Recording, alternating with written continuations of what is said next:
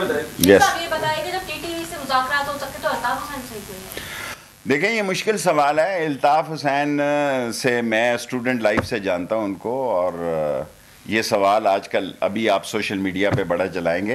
अल्ताफ़ हुसैन से बातचीत नहीं हो सकती क्योंकि उसने बहुत सारे उस पे ऐसे केसेस हैं जो कि इस मुल्क में कत्ल व गारत और बदअमनी के मूजिब बने। हालांकि मेरे साथ इस MQMs के बहुत अच्छे तल्लुकात कल भी थे, आज भी हैं, परसों भी होंगे, लेकिन अल्ताफ़ हुसैन से बातचीत नहीं हो सकती।